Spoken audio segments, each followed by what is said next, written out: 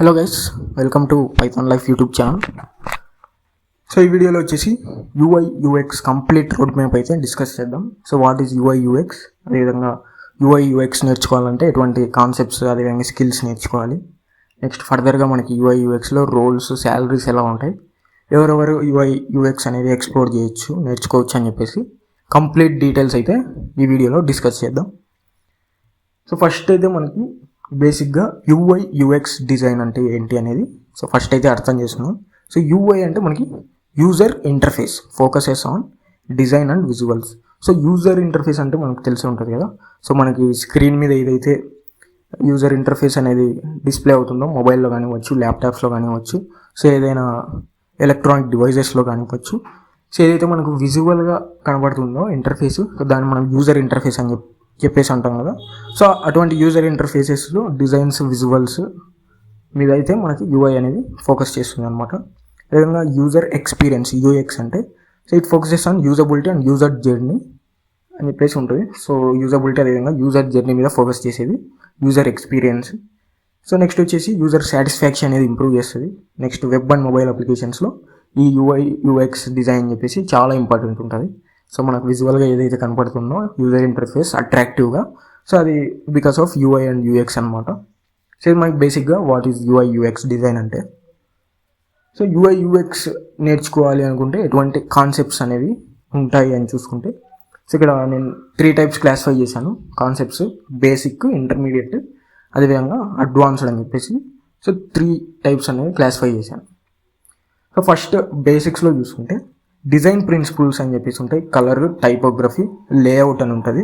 So ఇది basic అనమాట. So ఎందుకంటే మనం యూజర్ ఇంటర్ఫేస్లో, యూజర్ ఎక్స్పీరియన్స్లో కానీ మొత్తం డిజైన్, విజువల్స్ మీద ఎక్కువ ఫోకస్ ఉంటుంది కాబట్టి, సో ఈ కలర్, టైపోగ్రఫీ, అదేవిధంగా లేఅవుట్స్ లాంటి కాన్సెప్ట్స్లో మంచి డిజైన్ ప్రిన్సిపల్స్లో మంచి గ్రిప్ ఉంటే, సో అప్పుడు ఏమవుతుందంటే మనకి ఈ డిజైన్లో కానివ్వచ్చు, విజువల్ ఎఫెక్ట్స్లో కానివ్వచ్చు, సో మంచిగా పర్ఫామ్ చేయొచ్చు అనమాట. నెక్స్ట్ యూఎక్స్ బేసిక్స్ అనమాట. యూజర్ ఫ్లో, అదేవిధంగా యూజబిలిటీ అని చెప్పేసి ఉంటుంది. సో ఈ కాన్సెప్ట్స్లో కూడా మంచి గ్రిప్ అయితే తెచ్చుకోవాలి. సో డిజైన్ ప్రిన్సిపల్స్, అదేవిధంగా యూఎక్స్ బేసిక్స్ అని చెప్పేసి ఉంటుంది. సో వీటిలో మంచి గ్రిప్ అయితే తెచ్చుకోవాలి.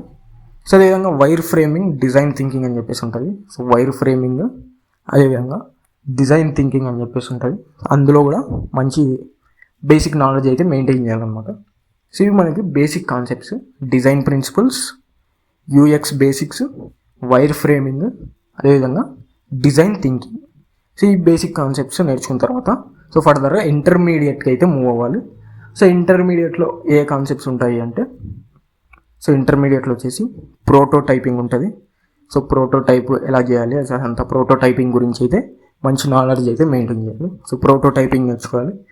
అదేవిధంగా యూజర్ రీసెర్చ్ అనమాట. సో యూజర్ రీసెర్చ్ గురించి కూడా మంచి ఎలా ఉండాలి, ఇన్ఫర్మేషన్ అంతా కూడా దాని మీద కూడా మంచి గ్రిప్ అయితే తెచ్చుకోవాలి. అదేవిధంగా ఇంట్రాక్షన్ డిజైన్ అనమాట. సో యూజర్ అనేవాడు అట్రాక్టివ్గా ఉన్నప్పుడు యూజర్ ఇంటర్ఫేస్ను సో ఎక్కువసేపు టైం స్పెండ్ చేయడం కానీ అప్లికేషన్లో, సో ఆ యూజర్ ఇంటర్ఫేస్ని ఎక్కువగా యూజ్ చేయడం, ఎక్కువ టైం స్పెండ్ చేయడం కానీ చేస్తూ ఉంటాడు. సో ఇంటరాక్టివ్గా డిజైన్ చేయడం అటువంటివి కూడా మంచి ఫోకస్ అయితే చేయాలి. నెక్స్ట్ యూజబిలిటీ టెస్టింగ్ అనమాట. సో యూజబిలిటీ టెస్టింగ్ వచ్చేసి మనకి యూజర్ ఎక్స్పీరియన్స్ కింద అయితే వస్తుంది. సో యూజబిలిటీ టెస్టింగ్ మీద కూడా మంచి గ్రిప్ ఉండాలి. సో బిఫోర్ మనకి యూజబిలిటీ టెస్టింగ్లో కూడా మంచి రిజల్ట్ అనేది రావాలన్నమాట. సో మంచిగా యూజబుల్గా ఉంటే so it will be great outcome కదా. సో ఇవి మనకి intermediate concepts: prototyping, user research, interaction design, అదేవిధంగా యూజబిలిటీ టెస్టింగ్. సో ఇవి మనకి మెయిన్గా ఇంటర్మీడియట్ కాన్సెప్ట్స్ అని చెప్పుకోవచ్చు. సో నెక్స్ట్ ఫైనల్గా అడ్వాన్స్డ్ కాన్సెప్ట్స్లోకి వస్తే అడ్వాన్స్డ్ ప్రోటోటైపింగ్ ఉంటుంది. సో ఇంటర్మీడియట్లో మనకి బేసిక్గా అవన్నీ కవర్ అవుతాయి ప్రోటోటైపింగ్. సో ఆ ప్రోటోటైపింగ్లో కూడా అడ్వాన్స్డ్ ప్రోటోటైపింగ్ నేర్చుకుంటే ఇట్ విల్ బి బెటర్ అనమాట. Next design systems. So system designing అనేది కూడా మనం నేర్చుకుంటే ఇట్ విల్ బి బెస్ట్ అనమాట. అదేవిధంగా యాక్సెసిబిలిటీ, A11Y అని చెప్పేసి, సో యాక్సెసిబిలిటీని కూడా చూసుకుంటే సో దాంట్లో కూడా మంచి గ్రిప్ తెచ్చుకుంటే అది కూడా మనకి అడ్వాంటేజ్ అవుతుంది. Next UX writing. So user experience writing అని చెప్పేసి ఉంటుంది. సో ఆ కాన్సెప్ట్స్ కూడా మంచిగా అయితే నేర్చుకోవాలి.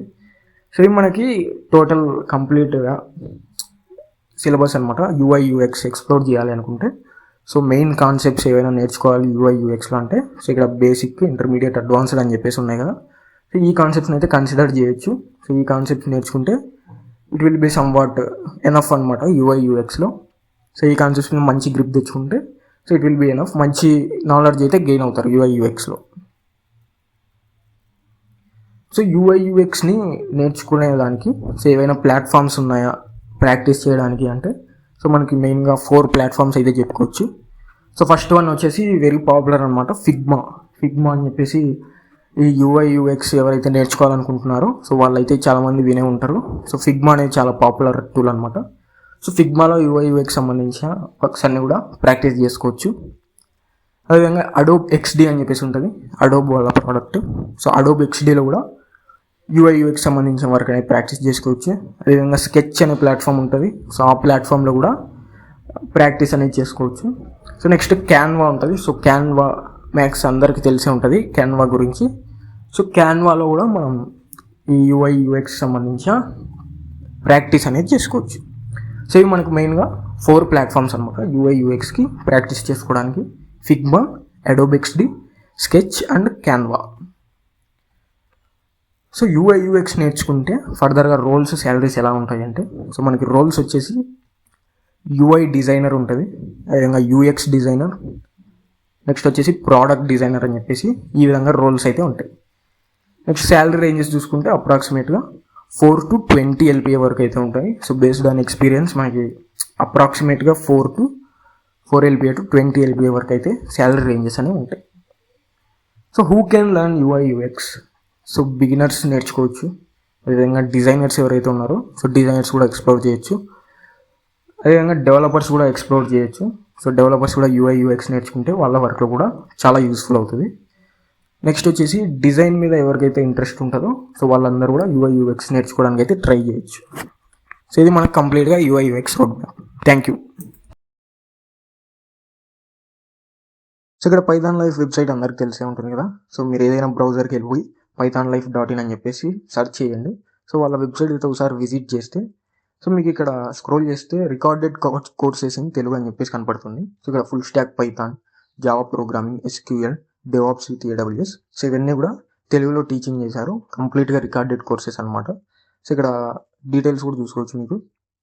సో ఇక్కడ full stack Python programming open చేస్తే ఇక్కడ కంప్లీట్గా టీచింగ్ లాంగ్వేజ్ వచ్చేసి తెలుగు ఉంటుంది, టెలిగ్రామ్ మోడ్ ఆఫ్ కంటెంట్ ఉంటుంది. సో కంటెంట్ వచ్చేసి 250+ అవర్స్ ఉంటుంది. అదేవిధంగా ఒకసారి పర్చేస్ చేస్తే మనకి లైఫ్ టైం యాక్సెస్ అయితే ఇస్తారు.